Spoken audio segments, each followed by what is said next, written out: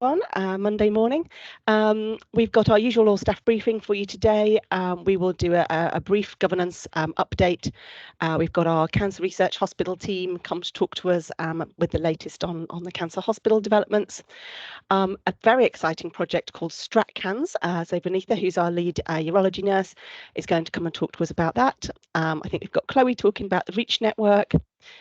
Kevin, I believe, is going to do us a bit of an update on what is the Cancer Directorate. Sounds very simple, but it's something that often we get confused. And then there's the usual Q&A session at the end. So please think of some good questions for us. If you want to pop them in the chat as you think of them, that's we'll pick them up at the end. I think that's it for us this morning. So we'll kick off. So our governance update, this is for the last quarter 3, which is October to December. There's the usual slides here that we present, and hopefully lots of you have seen these in your specialty governance meetings. I'll do the usual reminder that I do, which is that it's really, really important for you to record any incidents, any near misses, anything that's happened on the incident reporting system, which you can find through Connect.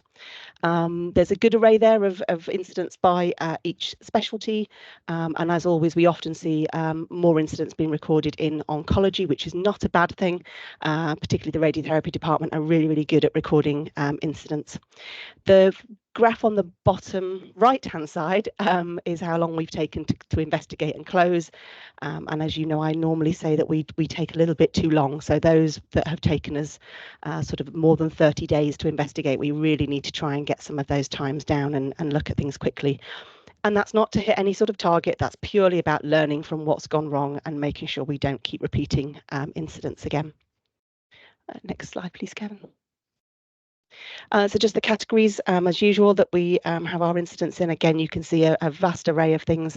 I know often incidents can be multiple different categories, so it's always a little bit tricky sometimes picking that one that they come under, but again, nothing unusual to raise. You can see there just the vast array of things that are being reported. Next one please, Kevin. Risks, so this is where we should be proactively highlighting things that are a risk to either patients or staff or our services. Again, you can see a variety of different numbers of risks for each specialty on the top left.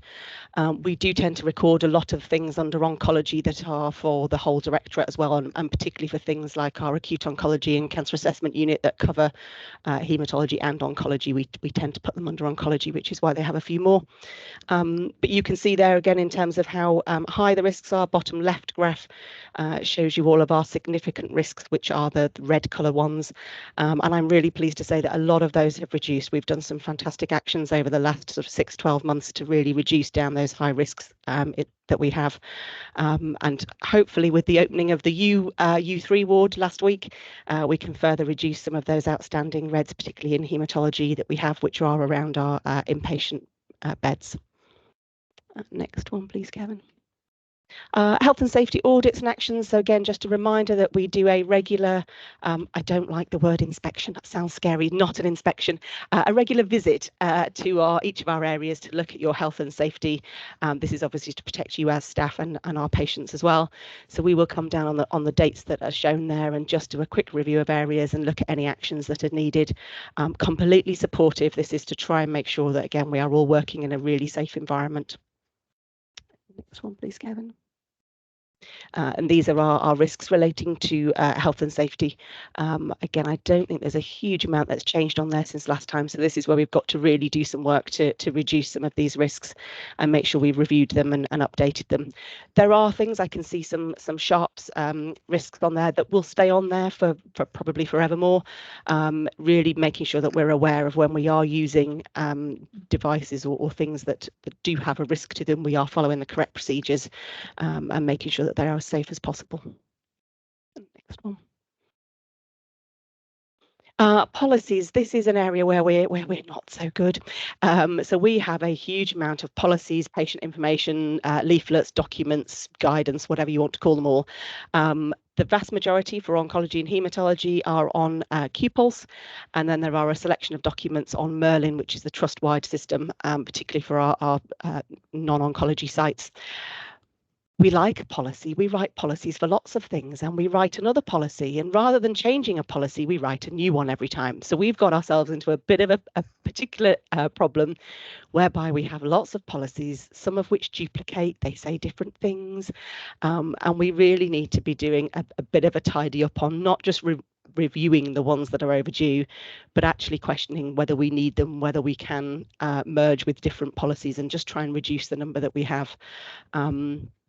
It's really, really important to have policies and guides for us, but I think we've just got ourselves into a problem where we've got far too many. And as you all know, I'm sure, trying to search for things on OnCallNet and via Merlin can be a challenge if we haven't quite labelled things in the right way. So really important to hone in on some of these documents that we've got. You can see there the ones that are overdue, and you can see that particularly our cellular therapy lab, CCTL, have got a large amount of documents overdue, and that's partly because they've fallen foul of what I've just explained. So having lots of different documents for very small areas, and what they're trying to do at the minute is to go through and just really revise whether they need those policies, whether they can merge them together into larger documents. That will take them some time to wade through. We have had a huge amount of progress, particularly in haematology recently. We've had a recent HTA inspection, and we've got JC, who are one of our accrediting bodies within haematology for BMT. They are coming in March, so that has focused people's minds on reviewing some of their overdue policies, which is really great to see. We've just got a few more to do, and particularly the graph on the right hand side shows you from some of our surgical specialties, we've got some to review on Merlin. So this is the list and when they were due for review. So you can particularly see there that when we've had policies that were due for review in 2014, 2018, 2021, there is a risk there clinically that we are following guidance that is out of date. Now, I'm sure that they are still the correct procedure to follow. We just haven't refreshed and updated the policy. So that's where it's really important to check that we are doing things according to the latest policy. We should be reviewing, I think you get a reminder from CUPulse within 3 months of a document needing review. So that's where it's really crucial to get organised and to make sure that we've got a plan to review some of these documents so they don't go so out of date. And I know that the QA team will be encouraging people on that list to get those reviewed as soon as possible. Next one, please. Patient experience. So these are our comment cards. Again, I think I've said before, there are multiple ways for patients to tell us how well we've done, how maybe not so well we've done, and generally give their feedback. I think this is just a random selection from, we tried to cover all of our areas. There's some really, really great feedback in there. So thank you all very much. And I hope you all see these within your teams. And I think they come round with the larger selection of quite all the feedback we've had. So thank you all, and I will leave you to read those. Next slide, please, Kevin. Onto the cancer hospital team. I'm now going to struggle to see who we've got. Have we got Carrie, Elaine? Yeah, we're here. Hello, morning. Claire, hello. So I'm going to say a few words, and then Elaine's going to say a few words, and then we're going to hand over to Claire and Cheryl, who are here from the ACT team. So thank you very much, Kevin. A few updates on the project in general. Work really continuing with our construction partner, Lang O'Rourke, and our architects to better understand the price of the building. As you can understand, that's a very important milestone in the whole project, understanding having a very clear idea of the cost, because we need to put that into the business case. We were due to start the 4th design stage, which is REBA 4. We were due to start that in February, or originally we were due to start that in November, and it has been pushed back as a result of some of the work that Lang O'Rourke have been doing.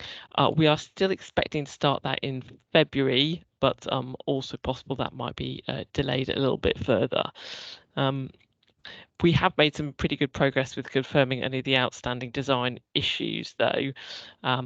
And some of you, thank you very much, have been involved in doing a review of major equipment costs over the last few weeks, and we know we've still got a few teams still to talk to, and that's just a second check on the details that we've already put in the plan. The arts strategy steering group has also got underway now, and again, some of you will be involved in that, and they're really now starting to make progress on the commissions for art in the building, which is really exciting. Planning permission remains a work in progress, and that has been delayed now until February. Again, around this concerns the Environment Agency are raising around water usage. We don't think this is ultimately going to be a problem, but we do need to get it through the planning committee. On a more positive note, work has now started on the replacement for car park 3. So they're doing the archaeological work and the early digging there. So we anticipate that work being complete in early summer, around May time, hopefully, which would then allow us to start the process of freeing up the CCRH site itself, so that the groundwork can begin there. So it's all starting to come together. And then finally, on an overall project update, the full business case we are expecting to submit this year, so it will be largely done by the early, well, around Easter, early summer, and then we'll start its process of being assured through the various trust governance processes to being submitted hopefully in the autumn of this year. So lots of work underway to get that finished. Elaine. Thank you. Go to the next slide. So this is just to give you an update about our current work and our next priorities, and also give you the opportunity to just ask us any questions as well. So in terms of the full business case for the transformation team, we are nearly there in terms of just checking back on our workforce numbers, what we said that would be in the OBC and what we will put into the FBC. And just clarifying with teams that the full business case will give us the money to build the building, but not the staffing. So we will still need to go through the normal staffing business planning for those staff, but we will support you and continue those conversations between now and when those cases need to go in, and looking about how we stagger those posts. Because some people will want staff in sooner because they're either difficult to recruit to, or they need additional training and education before they would be kind of able to work as we want them to do in CCRH. So that is making good progress. We're just waiting for the finalisation of the organisational development plan and the EHIA, so the Equality Impact Assessment, that is going to the Trust Committee 2 weeks today, and then that can be included. And then we are finishing off the final benefits register and the delivery plans around that as well, and making sure that we've got people assigned to those as we go forward. We're continuing with our existing relationships across the region, and also establishing some new ones. This is around making sure that the benefits of the building are felt regionally, not just within Cambridge. So a part of that is we've got some a workshop coming up with GPs around earlier diagnosis, part of the Cancer Alliance. And within that, we'd also like to start to establish what they think their training and education needs might be in relationship to this building. And then we want to do some other regional work with our district general hospitals along a similar vein. Then our operational priorities is we have agreed the work plan. So this is once we've kind of established the full business case, a lot of our work plans now are thinking about how we're going to operationalise this as we move forward. So we've got those plans for outpatients, day units and inpatients, and some of the other working groups are now reviewing terms of reference to say we've kind of got what we need for the full business case. What do we need now to make these things a reality?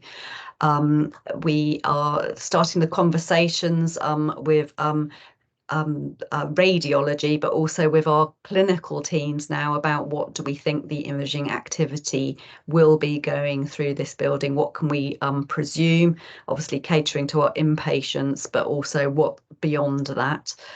So we would start those conversations to understand more. and then equally understanding the future plans with AOS and the cancer assessment unit, and fitting that in with CCRH, and establishing that we will start to come along to those meetings as well. And then also the radiotherapy day unit and the workforce model. So the day unit, I think we've kind of more established what that will be, and some clinic rooms to support that. The element that is left is just thinking about the medical cover for that unit, and again that is in good progress.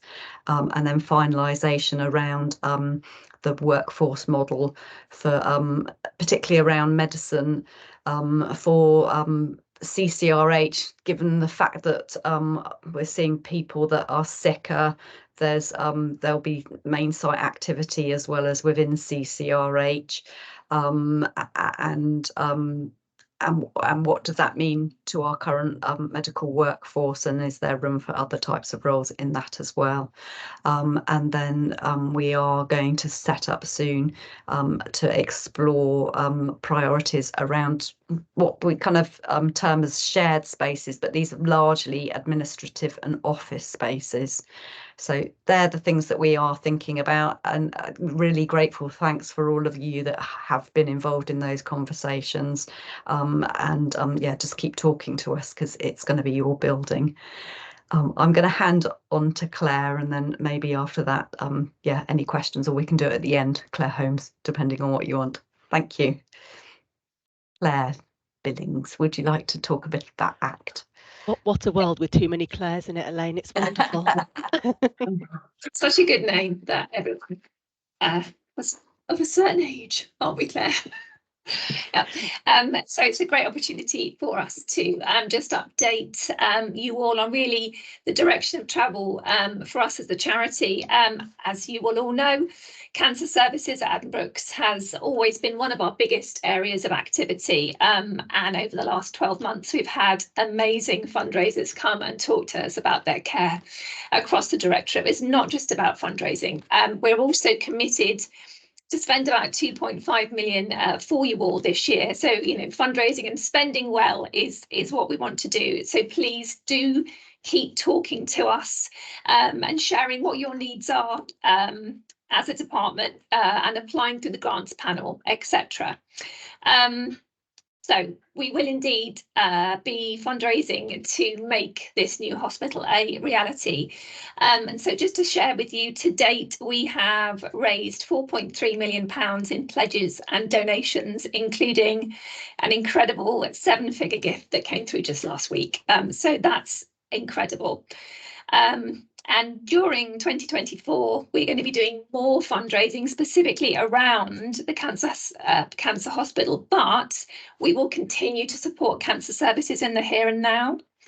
So really my plea to you is, if you have patients and their family members who want to say thank you, who want to give something back, who want to just chat either about the new hospital or about how they might make a difference, please do refer them on to us. We also now have an ACT fundraising hub in the ODU, Monday afternoons and Tuesday afternoons, volunteer, staffing dependent, but we're there a couple of days a week, really to talk to patients, talk to their families, and talk to you, talk to the staff there as well. And what the team there are doing is talking about the impact that patients, donors make on the services across the hospital, and we will continue that. And just to share with you, during the time that we've been in that hub space, we've signed up over 400 new potential supporters to our database. So they're people we talk to about how they can make an impact here in the now in your division, but we also talk to them about this incredible hospital that is coming. And that's it, really. We will start to amplify our fundraising for the new hospital throughout this year, but we will still maintain our support for services in the here and now. Any questions, come and find us or come over to the ACT office. We're opposite A&E. We'd love to continue that conversation with you and with your patients. And that's it for me. I don't know if you want to add anything, Cheryl. Thanks. Thank you, Claire. I'm going to add in there, if I may. So I'd like to give everyone a little job to do. I would like everyone to think about What drives you mad now with your services now, how they work, really little things. What drives you mad now? How can we change it if and when we move into the cancer hospital, if you're moving? And equally, if you're not moving, how can we change it? And could we use ACT funding? Does it need funding? It will be the really little simple things that you'll probably think aren't worth mentioning, which will make the biggest difference. And if you're not sure how to raise those, we have, I don't know if it's on the slides later, Kevin, we have the Innovation Change Station. We can submit these ideas, we can get ACT funding. I don't think, Claire, I don't know if I'm allowed to say this, but I'm going to say it anyway. I don't think ACT have ever said no to me.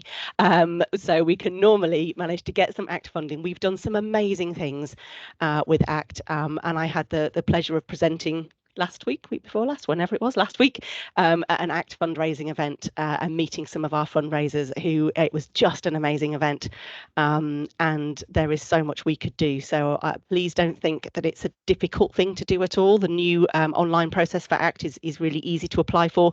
We do have to have divisional approval first, which again we can make really straightforward and simple. It's the ideas that we are struggling with, so please go and think of those things that annoy you, that drive you potty, that could make your patients and your relatives, carers, members of staff lives easier. I think it technically can be anything, can't it, Claire, that we think about? It can be post-training equipment, refurbishing particular areas. We've done all sorts of things with ACT.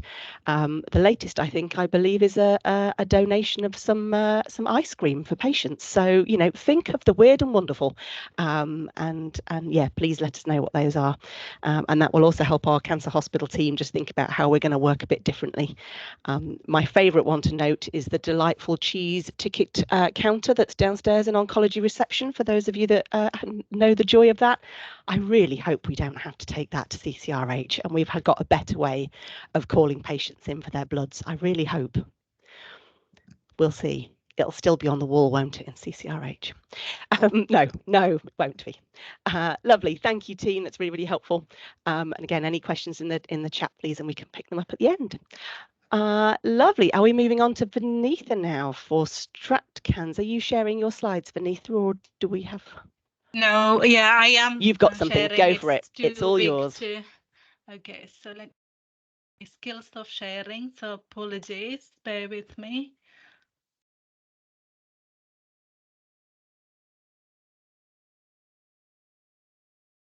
So I should. We've got something arriving. Can you see? Yep, we've got it. Perfect.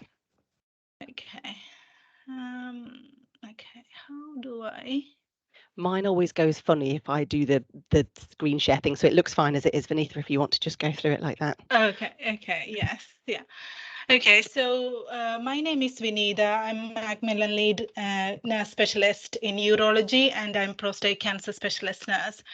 So I'm presenting today one of our research team's work, and then how we establish that into our practice. This is active surveillance, so stratified active surveillance for prostate cancer pathway. So active surveillance is monitoring the prostate cancer that is safe to do so. So a couple of years ago, NICE recommended that we should sort of recommend surveillance rather than treating all patients. So I got some interesting slides, which is developed by the consultant. So it's really good to picture a slide. So just talking about, I don't know what is happening here. You might just need to click through them on the left-hand side. That's it. Yes, yeah. Yes, so this is because active surveillance is done as an additional thing all the time. The scale of caseload is underestimated. So if we look at our caseload in CUH, how things went on, the years progressed, the number of active surveillance between 2019 and 2020, the numbers are managed by active surveillance now. And this is make me smile a little bit looking at these pictures. So if you look at most NHS hospital, all the treatment like radiotherapy and surgery is well established or support there. And you look, it's everything posh and everything there. But if you look at active surveillance, it's added on. There is some staff doing, everybody does everything differently. So there is no oversight, there is no quality control, there is, not allocated resources for surveillance. So it's ad hoc basis. So this is just talking about the NICE guidelines, the recommendation for early prostate cancer or for active surveillance. And what is the benefit for active surveillance is that it avoids the side effects, but the patient still can have a curative intended treatment when there is a change or a progress. So there was a lot of work behind the scenes. So this is just briefly explaining about how the thinking process and stratification happened. So there was, initial thinking was what can predict the prognosis. So there was a couple of things that we found out in olden days. We used to say, okay, the length of biopsy course, the number of biopsy course, all those things the histopathologist used to give us. But the main predicting factor is the prognostic group and PSA density. And then using that, we then developed the STRATCAN, the follow-up into low, high, and it should say low, intermediate, and high intensity groups. So just briefly, we started work in 2017, and then 2019 and 2022, we established the surveys. So we commenced in March 2019, where men were enrolled into stratified active surveillance program, and the dedicated clinic was set, and then 3 tiered follow-up groups were sort of managed in that clinic. And then progression within 1 year, we didn't include that because we do a repeat biopsy at that point, and then the feeling was that the cancer is not quite changed. We may have missed in the first biopsy. So outcomes were looked, and that is compliance, resources, utility as well. So what we did is we started with patient education. So this group there is a lot of patients who were on active surveillance previously with 3 monthly follow-ups and very frequent appointments every 3 months and things like that. So we returned to patient, and then we started active surveillance patient education sessions. So I started it as I just started. COVID hit, and then we went on Teams meeting, so it's online. Patients join in. We recommend once they decided on active surveillance. So results and overall outcomes. So far, we have 353 men were looked into. 1 in 3 men had CPG2 disease at entry. The median follow-up was 1.4 years. So 1% of men died other causes, and 2% switched to treatment. So if you look at the right side, the international benchmarking of the surveys. So 6% switched to treatment for no cause internationally. Ours is 2%. 15% progression, and ours is 7%. 78% continuing on active surveillance. Ours are 90% of patients staying on active surveillance. So this is just going through the bit more details, each group, how they progresses and things like that. So we have better idea how we follow up. If there is 1% predicted increase in 3 years, do we really need to see the patient or drag the patient in to have an appointment and making them worry about their cancer every 3 months? Could we think about extending that appointment and things like that. So this helped in terms of stratifying and providing an evidence-based surveys. And then results and compliance. So compliance was very good at 73%. There was some non-compliance in terms of appointments. So there was some issues in terms of administrative and booking errors and things like that. And then, MRI scans, there was 15 extra MRIs were done. And then, so resource utilization. This is again the savings money in terms of reduced appointment MRIs and comparing to savings from not having a treatment and monitoring and things like that. But for me as a nurse, the important thing is what we saved in terms of quality of life for the patient. They can continue in terms of their daily activities. I had patients who had surgery needing to wear a pad for long term, stopped seeing their grandson because he felt that he's unhygienic and the child going to announce that I can smell VB or something. So we are avoiding putting patients through unnecessary treatment and the side effects and how that affect the quality of life. That was important for me. But then again, money, you need money for everything. And, we shows that the reduced clinical appointment and reduced MRI, can we recycle this MRI to the upfront for the prostate pathway itself? So those kind of things. And then because we use the MRI scan, we don't do the examination anymore. So all the follow-ups are remote follow-up as well. So that's the benefit of our resource utilization. So where we are now, in terms of we are doing continuous auditing, we developed a web tool, and then we are sharing it with other hospitals. So there is other hospitals interested to use StratCans. So example, Luton and Leeds and some London hospitals are interested as well. And then we recently audited our review of the practice in terms of repeat biopsy, and it has shown some upgrading.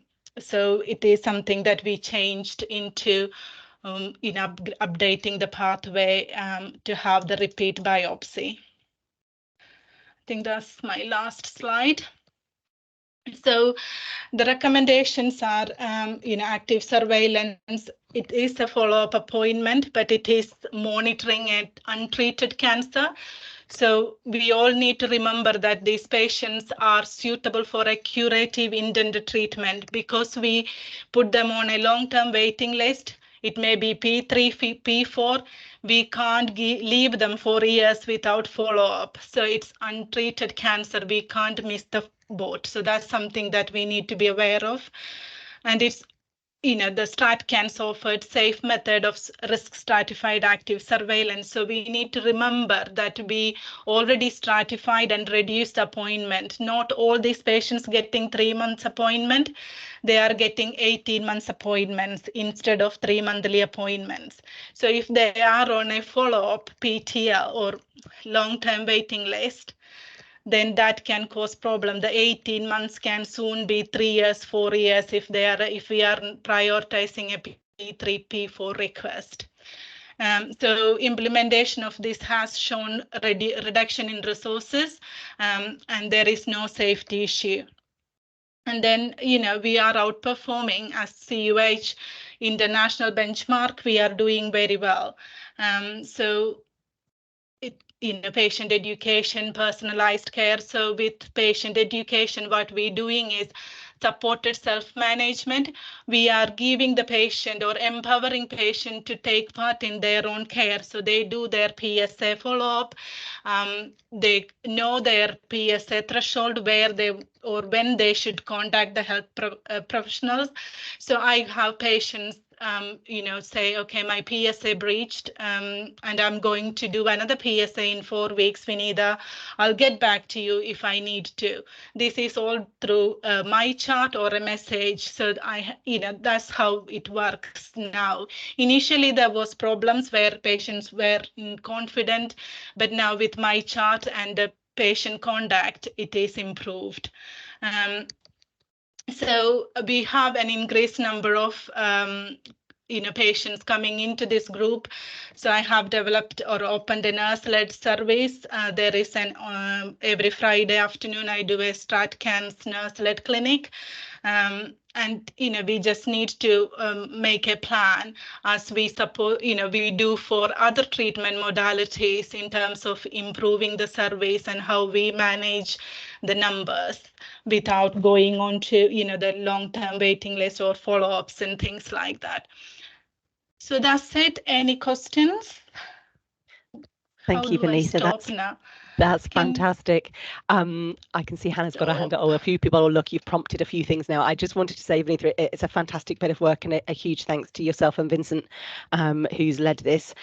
I think the crucial bit that I hadn't learnt when I first started my cancer career was that actually it's okay not to treat cancer. And I think for patients, understanding that is quite a big hurdle to get over, isn't it? And I think the education and the support that you provide to patients is really crucial, and it won't be right for every cancer. But actually where it is right, that support, particularly the team, the navigator teams and people like that really support those patients is crucial. I will go to Hannah. It's just really to echo what you said, Claire. Thanks, Vinita, and thanks to Vincent and all the teams. I think it's a fantastic piece of work. And people may know that we've currently got a consultant nurse post for prostate cancer out to advert, particularly to drive further forward this work, because we know that 14% of all cancer diagnoses are actually prostate, which is something I've learned from getting a paper for that post off the ground. And so we've got a massive patient cohort, haven't we, Vinita, for prostate cancer patients, and it's how we manage them best in terms of the quality of care going forward, and also that risk stratification. So thank you. Thank you. Thanks, Hannah. Kerry. Vinita, I wondered whether was there any impact in primary care of this increased active surveillance? So we weren't seeing them in hospital, but was there any way of measuring whether they went to their GPs more or accessed services differently because of that? No, as far as I know, the patients were told to contact me or the specialist nurses if there is an issue, and they were encouraged to use our number or my chart. So majority of patients uses my chart. We had some issues with PSA blood tests being done at the GP surgery. So then the Newmarket Road drive-through blood test helps, because we just request that and ask the patient to come through the drive-through blood test. So that's how we do it. And currently what I do is in my clinic, I send the blood test form to the patient, so they uses it at the GP surgery. So the responsibility remains with me. That was the problem. But now and then we do get issues with that. In oncology, that how the blood test affect. But no, we didn't have any issues GP raised because of that. But then GP should be doing cancer care reviews anyway. So they can't complain, and I haven't had any complaints or any issues. So, yeah. I think the crucial bit, Vinita, here, isn't it? It's empowering that patient. They understand, the choices between the different active treatments and active surveillance. It's not just a regular follow-up, as you say. It is an active way of managing their cancer until their symptoms become such that they do need treatment, recognizing that sometimes treating cancer does give you some really horrible side effects that are actually worse than having the cancer in the first place, and how we support them. And actually it's their understanding and as you say, owning their follow-up themselves, being able to be active on it, understanding it, being able to get in touch with yourself and the specialist nurse team, using my chart, PSA, all those sorts of things. They are in charge of their own care, aren't they? Which is a huge change. And I will be genderist and ageist and say that actually your cohort of patients, being older men, are not necessarily the cohort who are organised and proactive at managing their own healthcare. So to achieve it with those is fantastic. I have to say that's something I learned during last 13 years working in prostate cancer. You know, it's if you tell the patient they are in charge of something. So that's something that, you know, we make sure that patients are educated and informed what is expecting of them as part of this. So that's something that we do at the start. And I have learned that, you know, having that, giving them the confidence, proactive and reactive to their phone calls and responding to their messages is really important as well. So they have the confidence in the system. Fantastic. Yeah, some good learning for other teams there. It's worth a try, isn't it, if we can get the patients involved? Yeah, a Super. lot of work to do. Lot of work to do to standardize and everybody else to follow as well. So yeah. But it's achievable. Lovely. Thank you very, very much. I'm going to move us on. I'm conscious of time. Chloe, I think we've got next. If Chloe's on the call, I've lost all your faces now. Are you there, yes, Chloe? I am. Good morning. Good morning. Yeah, I was just going to spend a couple of minutes just talking to you about REACH, so Race, Equality and Cultural Heritage, the staff network that I chair. So Kevin's kindly sharing the slides. So the Race, Equality and Cultural Heritage Staff Network supports Black and minority and ethnic staff to promote race equality and inclusion at CUH. The REACH network has co-produced our Workforce Race Equality Standards, the RES Action Plan. So I'm the chair of the REACH Staff Network. We've got membership coordinator KOD, who was actually previously in this division. Communications coordinator is Sharon Paderi, who actually works in communications as well. And she does all our sort of social media and bulletin articles and gets lots of coverage there for us. International recruitment lead is Kiki, and Roland Sinker is the executive sponsor for REACH as well. So the objectives and ambitions of REACH. So we reviewed this when I took over as chair in August. And the objectives at the moment are to create a community for all our colleagues where we can connect with each other and feel a sense of belonging. Promote the interests of diverse staff, raise awareness about equality and inclusion, and make recommendations to senior leadership on policies and practices. Help drive change, support the personal and professional development of BAME and culturally diverse staff through talent management and career progression initiatives. Staff engagement and to support new overseas international staff.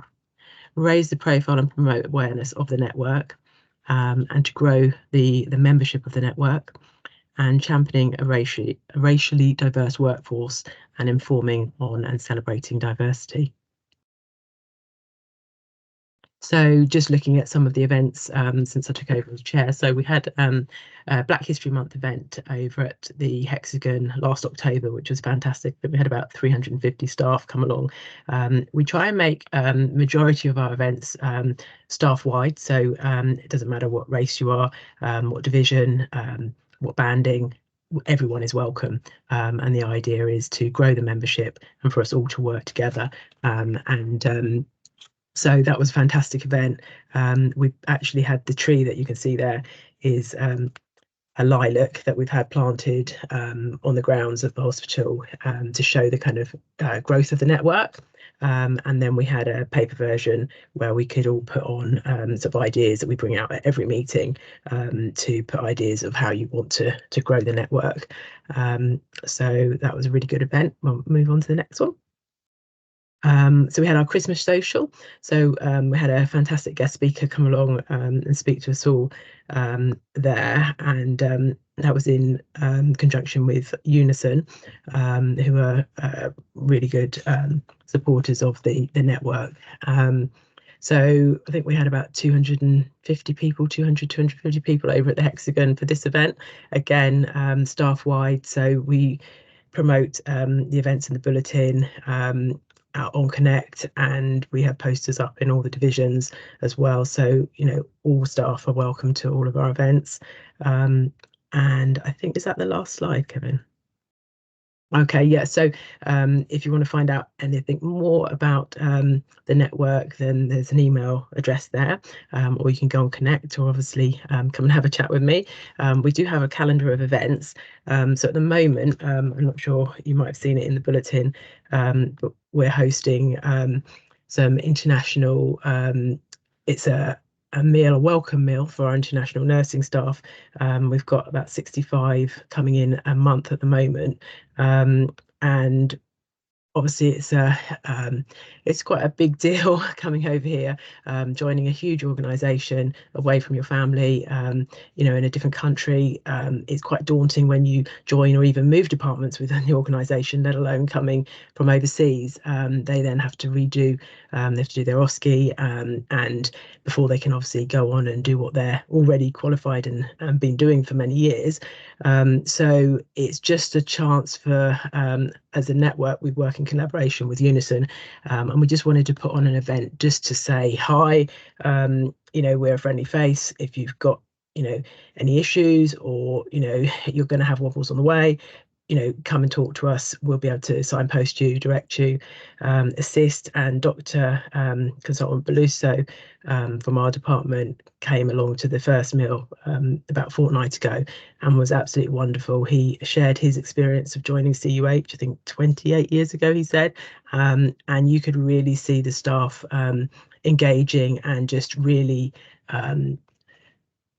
just you could just see them connecting with his story and what he shared. And then he went and joined the tables. We had hosts from like heads of nursing across the organisation, leadership and development, a whole variety of staff came along and hosted. And just seeing that connection and sharing those stories, I think really inspired the staff. And you know, and they spoke about some of the difficult times they've had, and you know, just about moving forward and that you will get through them.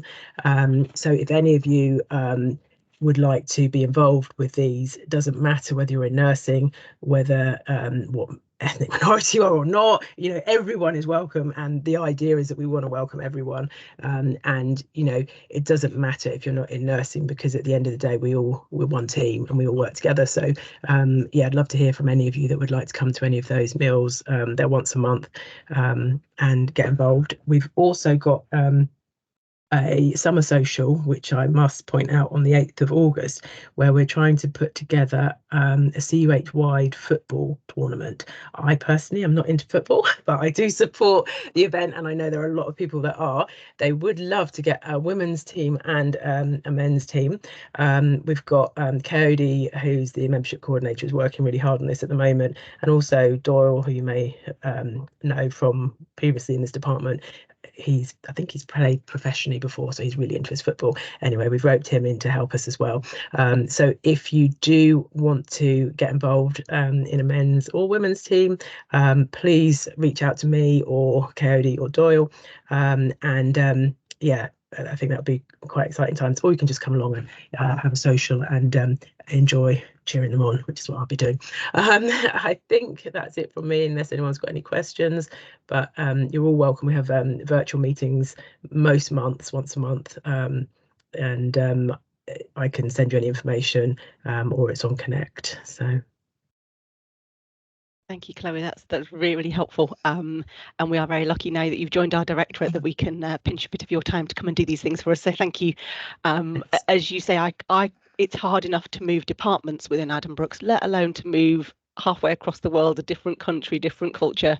So please, any of you who have got either overseas staff or people who have come from a different culture, please point them in the direction. Again, it's not for everybody, but if you do have people who want to get involved, and equally anybody with hidden talents of football, clearly, which Doyle kept that one quiet, didn't he, from us? So yeah, lovely to know, and we will make sure your details are shared. Thank you very much. Kevin, over to you next.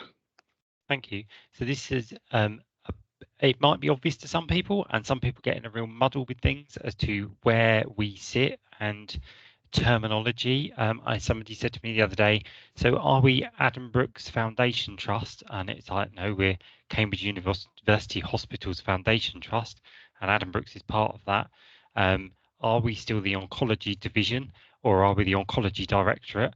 And we're neither of those. We used to be 9 years ago. I remember us being the oncology and hematology division, but the restructure happened, and it's taken a long time to get some of the documents and structures into the new format. So we just wanted to kind of try and clarify it again for everyone. There is a document on OncleNet, which is this one, and it tries to go from the top down from we are Cambridge University Hospital Trust, and as part of that, we are Addenbrooke's. And alongside Addenbrooke's is the Rosie and all the other hospitals that make up Cambridge University Hospitals Foundation Trust. Within Addenbrooke's, lots of you will know it's split into lots of divisions, surgical being one division and peds being another in division E, and we sit within division B, which is made up of all of these different directorates that then sit underneath it. So outpatients is a directorate in its own right, clinical engineering is directorate, therapies, pharmacy, imaging, genomics, and the laboratories all form a directorate within Division B, and we form the Cancer Directorate within the division. So it's not the Cancer Division being Division B, it is a whole collective mix of services in Division B, and we are the Cancer Directorate. The slight red heading. I will just, sorry, Kevin, I will yeah. chip in there in that always confuses people because obviously we have non-cancer services within the Cancer Directorate. So I will make my plea now that if anyone has a better name for us, just to really confuse things, I would love to hear it. But I know that particularly for our benign hematology patients and urology patients, it's always a challenge coming with the Cancer Directorate. And she took the words right out of my mouth. Sorry, I was did I jump literally in? about to say, as the Cancer Directorate, we don't just contain cancer, we contain non-cancer patients and services. So yeah, the next one splits it down a little bit more there in terms of what sits within the Cancer Directorate. And of course, that includes the Department of Oncology, the Department of Hematology, which is both malignant and non-malignant hematology, urology, which is both, again, benign and malignant, and then, of course, the breast unit. And some of that also sits in radiology, but we'll turn a slight blind eye to that because it will get confusing if we start going that far down it. Gynae oncology, so surgery, cancer performance, so that is trust-wide cancer as well. So we're not just talking within the directorate, we do span out into trust-wide cancer with the cancer performance and waiting times. And then there are central services, which sounds a bit odd, but they're the things that kind of sit with me, such as the Cancer Support Service, which again spreads its tentacles out wider than just within the directorate, but goes out across the trust and all cancer patients. And hopefully some of you will have seen that they've started infiltrating further out as well and spending some time in the ATC and in the concourse, and hopefully doing a bit more of that to reach some of those surgical patients that are not part of the Cancer Directorate and therefore further out. So that is how the Cancer Directorate's made up, and that is then how the Cancer Directorate and all these other directorates fit into Division B. And just in context, there's about 900 staff sit within the Cancer Directorate. It's one of the larger directorates within the division. And yeah, so that gives you some context of the size of it. But of course, we're all split across all of these specialties or departments within the directorate. So hopefully that helps. Thank you, Kevin. And we'll make sure these slides are available and then people can refresh their memories. Thank you very much. Have we got any questions in the chat? I can see Kevin has shared the Innovation Change Station link so that you can submit all of your ideas of things that drive you mad that you'd like to fix. Thank you very much. Has anyone got any other questions? Nothing in the chat, but one to raise annual leave. Annual and leave, carry it's over, that time of buyback, year. sell back, all of that stuff. So I can talk that one as well. So that's yeah, no, that's fine.